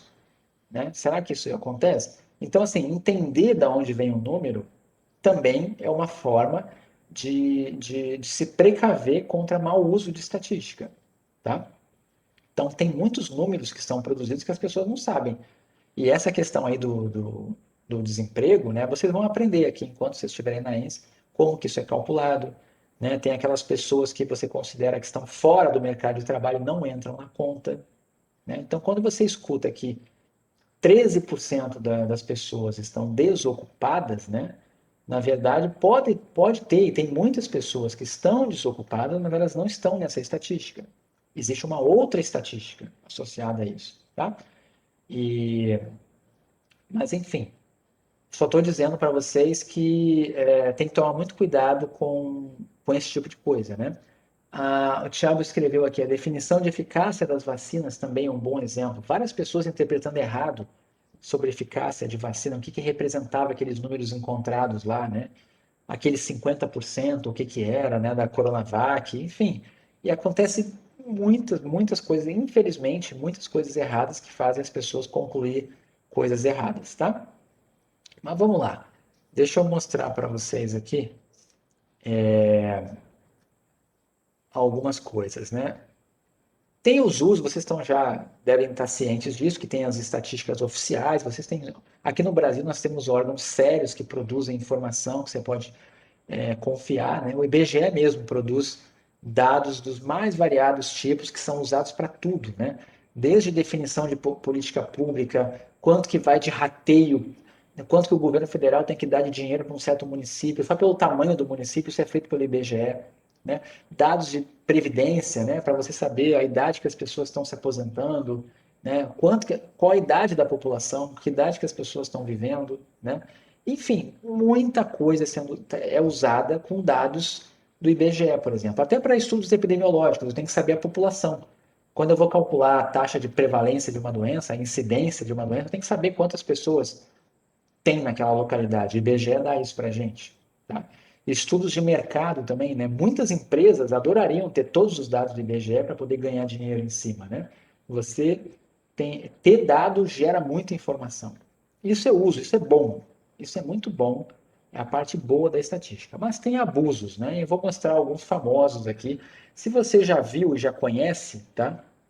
Então, comenta aí o que você achou quando você viu, mas aqui tem alguns que eu queria mostrar para vocês que a gente vai guardando com o tempo e vai somando, né? Vou mostrar algumas coisas que já saíram aí na imprensa. Muitos deles, tá? São erros, alguns são má fé, mas boa parte realmente é erro, mas acaba induzindo as pessoas a pensar coisas erradas, tá? Então vamos lá, esse aqui foi uma matéria que saiu de 2008, que era uma comparação, esse aqui ficou muito famoso, né? Que era a comparação de telejornais, né? Tinha dois jornais aqui, o Jornal da Record sendo comparado com o Telejornal da Concorrência, que no caso aqui era o Jornal Nacional, e aqui era o Câmera Record comparando com o Globo Repórter. E foram apresentados esses gráficos aqui. A gente não falou de gráficos ainda, mas vocês têm uma noção, né, sobre isso, de senso comum, né? Vocês estão vendo que tem coisas esquisitas aqui acontecendo, né? Por exemplo, você tem aqui nesse gráfico da esquerda, né? Lembrando que essa matéria foi feita, né? Ela saiu e foi apresentada na Record, então obviamente que o interesse aqui era valorizar os programas da Record.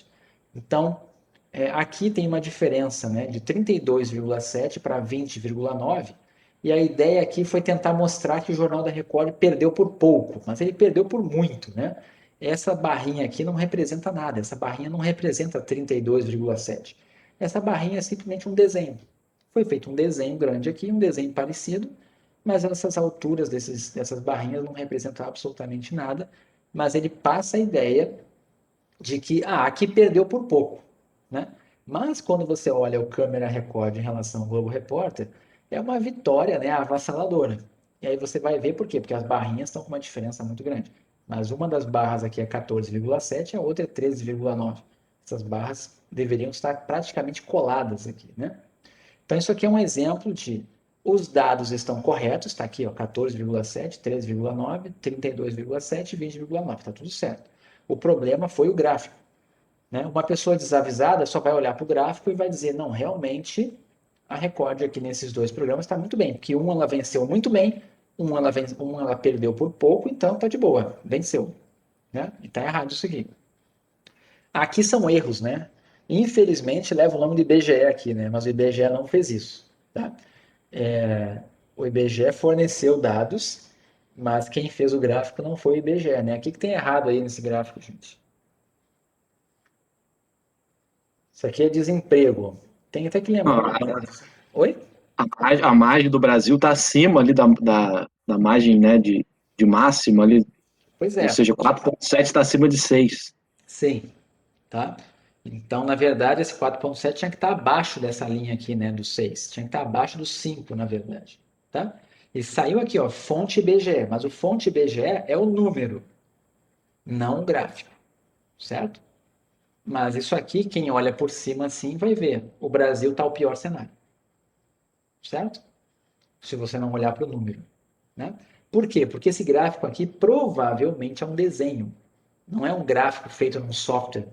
Isso aqui é um desenho, tá? Foi feito num software, mas um software para fazer desenhos, não para fazer gráficos estatísticos, né? Aqui, o que tem de errado aqui?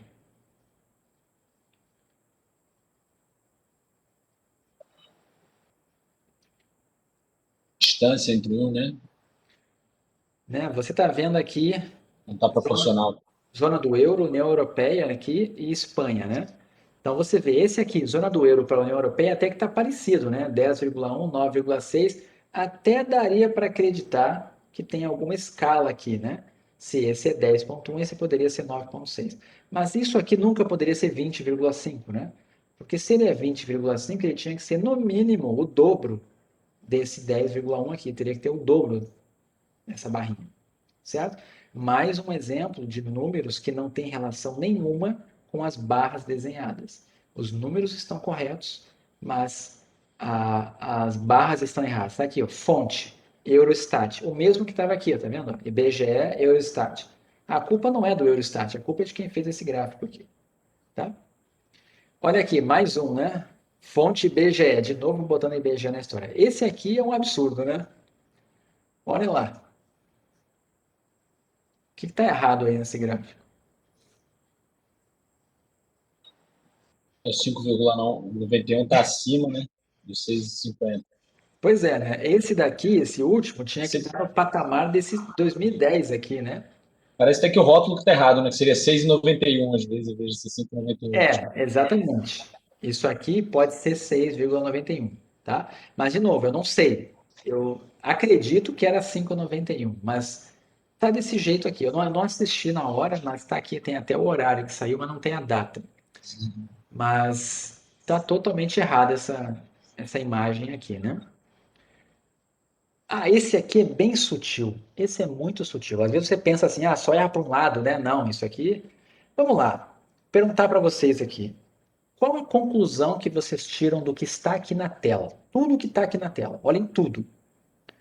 Apareceu isso aqui no seu Instagram, no seu Facebook, no seu e-mail. Qual é a conclusão que você vai tirar? Quem fez isso? Primeira pergunta. Quem fez isso? O que representa o gráfico e qual é a conclusão principal? Número de matrículas aumentou, mas era isso que estavam querendo mostrar? Ah, tá aumentando. Por que está escrito ali quem tem medo de comparação? Por que está escrito isso ali?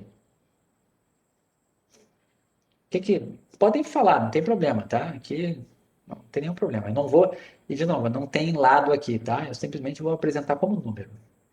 Para comparar antes e depois do governo Lula. Muito bom. Vocês concordam comigo que claramente esse gráfico aqui está mostrando uma comparação entre Lula e Fernando Henrique, entre PT e PSDB, entre vermelho e azul? Todo mundo concorda? Que você olhando para cá, você está vendo Facebook, Lula. Quem tem medo de comparação? Esse quadrinho aqui está mandando você comparar. Está escrito em vermelho. Claramente ele quer que você olhe o vermelho e compare com o azul, certo? Esses números que estão aqui não tem nenhum erro. Nada está errado aqui. Mas tem uma coisa, tá? Primeiro, isso aqui é dado acumulado. Dado acumulado é sempre difícil de se analisar. Por quê? Porque as barras, em geral, tendem a crescer, exceto quando tem uma crise ou um encolhimento da população, né? que até está acontecendo agora, mas enfim, essas barrinhas aqui deveriam sempre aumentar, concordam? Porque você está aumentando, a população estava crescendo aqui nesse período, então está sempre aumentando. Agora, alguns detalhes, né? Primeiro, por que está em vermelho o ano de 2000, 2001 e 2002? Por que eles estão em vermelho se nesse período aqui o presidente era FHC, era outro partido? Na verdade, o governo Lula começou em 2013. Tudo bem, você vai dizer, tá bom, ainda assim, o que tem? Né? Mas já gera uma imprecisão, porque quem olha por cima pensa que essas cores representam dois governos. Elas não representam dois governos, certo? Na verdade, se fosse representar dois governos, deveria ter aqui de 95 a 2002, que seria o azul, e depois 2003 até o dado, né, oficial que teria aqui no fim, tá? Mas assim, por que a divisão foi feita aqui? Não sei. Por erro, não sei. Só sei que ela não foi feita por governo. Ela foi feita no ano 2000. E outra coisa, está sempre aumentando. Mas sabe uma coisa curiosa? É uma conta simples. Se você pegar de 2002, né, que foi o período em que deveria ser o azul aqui, e você dividir o crescimento, avaliar o crescimento de 97 a 2002 e depois de 2003 a 2012, o crescimento percentual, sabe qual que dá maior? O, o primeiro ou o segundo? O que vocês acham? O primeiro, tá? E de novo, eu estou dizendo então que o governo do Fernando Henrique foi melhor que o do Lula? Não, não estou dizendo isso. Até porque crescer nem sempre é igual. Às vezes é mais fácil você ter um crescimento inicial rápido, depois no final é mais difícil. Tem vários fatores. Eu não estou entrando em discussão política aqui. Eu só estou dizendo que esse gráfico está falando aqui. Quem tem medo de comparação? Comparação do que com o que? Não está dizendo. Se eu fosse comparar governos, que é o que parece, com os dados que estão aqui, que não são completos, porque não tem antes de 97, e as cores aqui tem 3 barrinhas com a cor que não deveria estar assim. Mas se fosse fazer isso, a conclusão seria o contrário. Mas se você dividir com as cores que estão aqui, dá maior o vermelho do que o azul. Ok?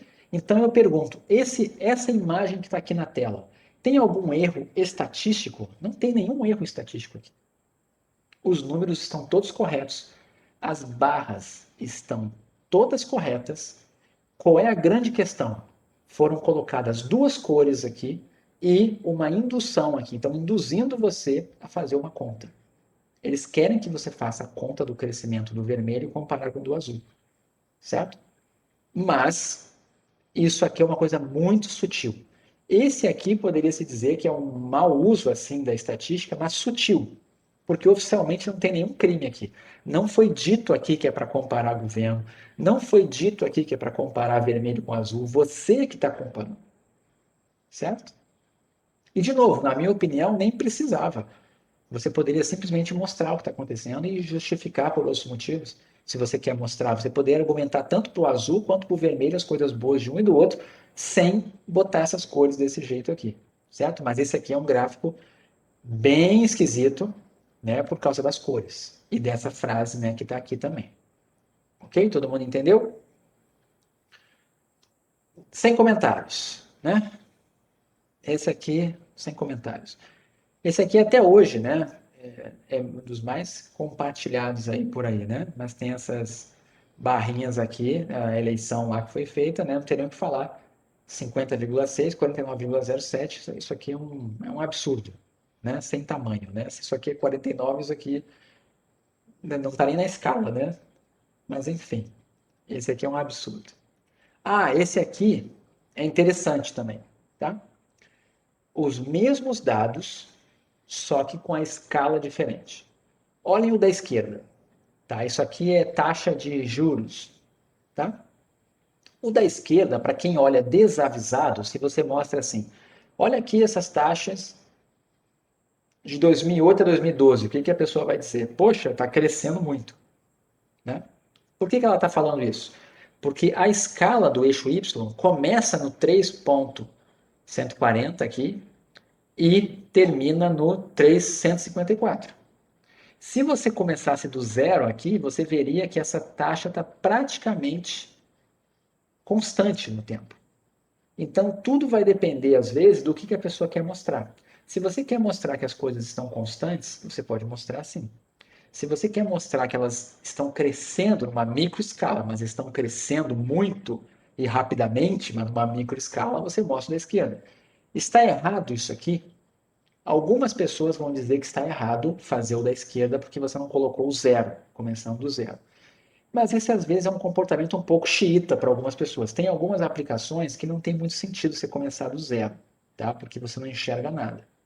Mas eu só estou dizendo para vocês que a mesma informação estatística pode ser apresentada de formas a induzir as pessoas a tirar conclusões diferentes. Tá? Por isso que todo mundo fala que dá para mentir com estatística, né? Então, assim, quando eu olho para esse gráfico da esquerda, a primeira coisa que eu olho é o eixo. Né? Então, assim, eu estou vendo, está crescendo, mas é pouquinho, pô. Né? Quando eu olho aqui, não, aqui eu não consigo ver, mas me passa a impressão que se tem alguma variação é mínima. Então, se você entende e sabe o que tem que olhar no gráfico, você não vai ser enganado. Mas, em geral, as pessoas não fazem isso. A pessoa só olha a barra e o título e acabou. Né? É um perigo isso aqui. Esse aqui é muito bom. Apareceu isso aqui. Ó. Isso aqui são receitas anuais. Tá? É um gráfico de receitas. Imagina que você é dono de, você é o dono de uma empresa e aí você vai fazer uma reunião de diretoria e vem lá o seu gerente executivo e apresenta esse gráfico aqui para você. Pergunta: como estão os seus negócios? Vocês estão indo bem ou estão indo mal ao longo dos anos? Tá tudo ótimo? O Thiago Neri ali está chamando a atenção para uma coisa importante. Olhem o título. Tem uma palavra no título que entrega tudo, que é um conceito estatístico que faz você concluir de forma diferente do que deveria. A palavra acumulado, tá? É muito difícil o nosso cérebro lidar com coisas acumuladas, tá legal? O que acontece? Se isso aí é acumulado e são receitas, a menos que em algum ano não tenha tido receita nenhuma, vocês concordam que o padrão é crescer? Se é acumulado? Por exemplo, né, o dado de 2005 é a receita de 2004 mais a receita de 2005. O que é o de 2014, o ponto de 2014? É a receita de todos os anos somados até 2014. Isso tem que subir sempre. A grande questão aqui é a seguinte: se tivesse subindo como uma reta, significa que estava constante. As receitas estavam constantes. Se estiver crescendo mais rápido do que uma reta, é porque as receitas estão crescendo. E se estiver crescendo mais devagar que uma reta, é porque as receitas estão diminuindo. Olhando para cá, isso aqui está acima ou abaixo de uma reta? Se você desenhar uma reta aqui, o que você acha? Essa curva que está aqui, vocês concordam que está abaixo? Está crescendo mais devagar do que uma reta? Eu vou mostrar agora o gráfico para vocês das receitas não acumuladas. Esse é o verdadeiro gráfico das receitas anuais desse lugar aí. Certo? Ou seja, se você tem esse gráfico aqui, aqui é o que você perde o emprego, né? Aqui o gerente executivo perde o emprego. Aqui, se o presidente, o diretor lá da empresa não manja de estatística, ele vai achar que está tudo bem. Aí eu pergunto para vocês, está errado mostrar assim? É errado fazer isso? Estatisticamente falando, é errado? Alguém pode te condenar por ter produzido esse gráfico? Não, não podem. Tá? É ético? Polêmico. É polêmico. Não é ético se você está apresentando para alguém que você sabe que não entende o que é acumulado, alguém que você sabe que vai ser enganado. Mas se você está mostrando isso aqui para alguém que está acostumado, o cara vai procurar uma reta aqui. Não, está abaixo da reta, está ruim. Ele vai saber que está ruim. Mas, de novo, né, esse é o perigo de usar a estatística da maneira que você bem entende. Tá? Esse aqui, né, totalmente doido esse gráfico. Né? Isso aqui são reservas. Né? E você tem, deixa eu lembrar o que que era aqui, a reserva internacional, e está muito ruim de enxergar ali o que que é o outro. Mas o que importa é, dê uma olhada nessas barrinhas aqui. Essas barras são doidas, né? Compara, por exemplo, o Chile. Comparem o Chile com o Brasil. 41 e 39, olha o tamanho da barra. Olha em Brasil, 369, o tamanho da barra com essa do Chile de 40. Cada um desses gráficos aqui está sendo feito de forma independente. Cada país aqui tem uma escala diferente, certo? E eu vou mostrar agora o mesmo gráfico corrigido. É esse aqui, ó. Comparem agora o Brasil com o Chile. Ó. Olha o Chile aqui, olhem o Brasil aqui. Ah, tá aqui, ó. Agora eu consegui ver, ó. Reservas internacionais e necessidade de financiamento externo. Então aqui, por exemplo, o Brasil aqui, né? Essa é a reserva internacional e aqui a necessidade de financiamento externo, tá? E olha o Chile, tá ali, ó. Quando você compara aqui, ó, é muito difícil enxergar isso, né? Ok? Mas essa daqui é na mesma escala. Esse aqui está correto, tá? Mas de novo, não é porque falta escala. Quando não tem escala, você está sujeito a esse tipo de coisa. Esse aqui é difícil de entender, né? O que tem de errado aqui? Somando mais de 100, né? É um gráfico, né, de pizza ou de setores em que as proporções somam mais de 100%. Né? Isso aqui é bizarro. Eram números, né, que foram gerados e o computador simplesmente aceitou os números brutos lá e botou 60, né? Ele pegou como se 60 fosse uma quantidade fixa, assim, 60, 70, 63, somou esses três números e fez uma divisão deles proporcionalmente em relação a esses três tamanhos aqui. Mas isso não tem nada a ver com percentual, tá? Então isso aqui é um absurdo sem tamanho. Isso aqui não é apropriado para esse tipo de dado, né? Então não pode. Um gráfico de setores que soma mais de 100%. Esse aqui também é sutil. Ele tem um errinho, ele tem um pequeno errinho, mas ele também tem algo que distorce bastante aqui, tá? O que que é a grande distorção desse gráfico? Alguém sabe? É de smartphone. As cores, não é exatamente as cores, tem um detalhe aqui. Uma pergunta: qual é a maior fatia? É que a maior fatia está como menor, doutor. Na verdade, a maior não, a maior tá essa aqui, 39, essa não tem dúvida. Mas Não, em números. em números, 74 está como menor fatia em vermelho, quando na verdade é tá bom, tá maior. bom. Não, Era ali, para ser maior. não, ali é 7,4. O erro não tá aqui, não. Ah, tá, perdão. Tá ruim, não tá ruim de ver. Mas a grande questão aqui é comparar esse 21 com esse 19. Qual que parece maior? O 19, tá? Por mais que isso aqui seja um desenho, sabe por que está dando essa impressão? O que ajuda? Porque quando você faz um gráfico em 3 dimensões, você está fazendo uma inclinação.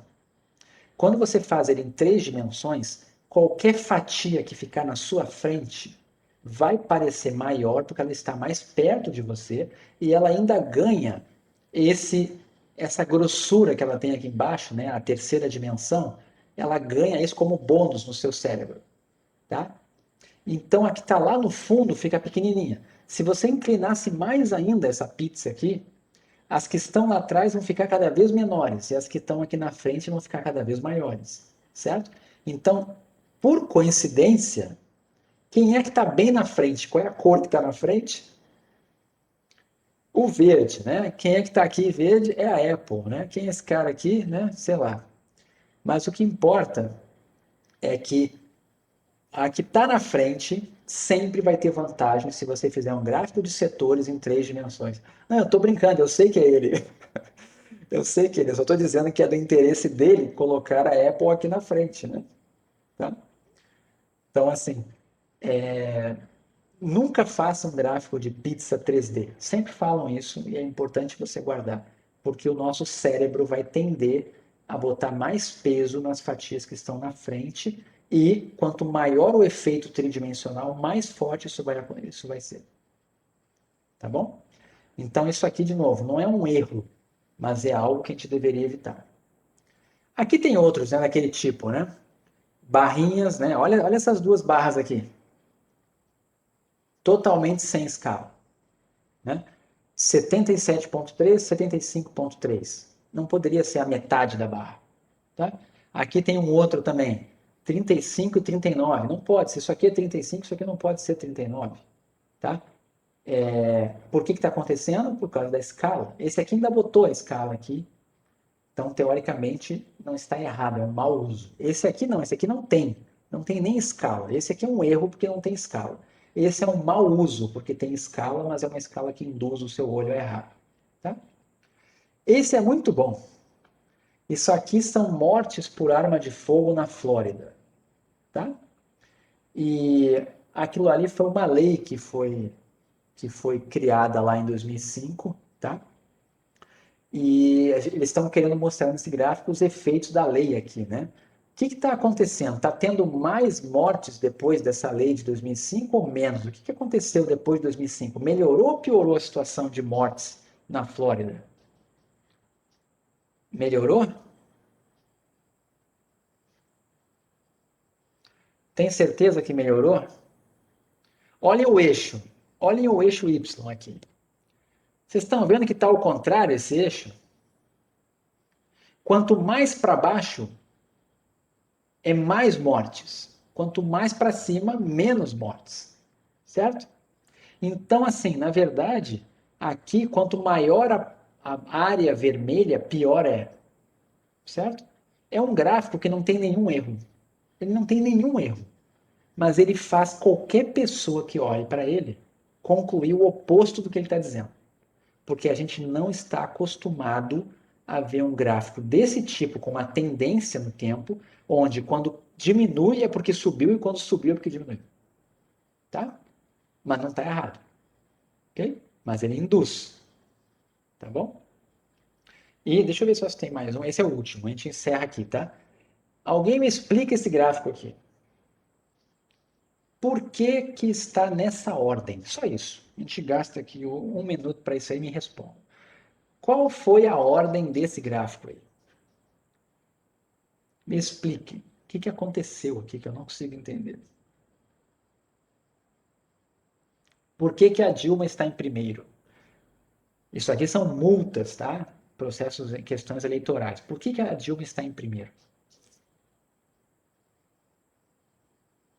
Alguém me diga aí. Por que que a Dilma está em primeiro? Porque tem mais multas. Então, por que que o Índio da Costa está depois do Serra? Né? Por que que o Índio da Costa está depois do Serra? Segundo, né? Se fosse pelo valor das multas, né? Olha o valor das multas aqui. 33 mil, 42. Sim, exatamente. O que está aqui parece uma divisão por partido. Mas se fosse uma divisão por partido, qual é o critério para ficar na esquerda? Para ficar com a barra maior? Não tem, porque nesse daqui a Dilma ficou na frente porque tem mais multas. Mas aqui o Serra ficou na frente tendo menos multas. Se fosse pela questão do valor da multa, aqui a Dilma ficou com a menor multa, aqui o Serra ficou com a maior. Né? Outra coisa, vocês estão vendo a altura das cabeças aqui? Vocês estão vendo que tem essa altura, que ninguém sabe por que está assim, mas está em cima da barra, em cima da barra, em cima da barra. Por que que o Índio da Costa não está na mesma altura do Serra? E para piorar, o que que a Marina está fazendo aqui? O que que a Marina está fazendo aqui com zero? Né? Por que que a cabeça dela não está lá embaixo? Isso aqui, para quem olha, vai botar a Marina no mesmo patamar. Não tem lógica essa ordem, não dá para entender nada. Isso aqui é simplesmente um desenho que não tem nenhuma relação com os dados que estão sendo apresentados aqui. Não tem lógica nenhuma isso daqui. Mas ele induz muita coisa. Tá? Induz muita coisa quando você olha. E não importa o critério que você queira seguir, não vai fechar, não vai bater. Sempre alguma coisa não vai bater. Tá?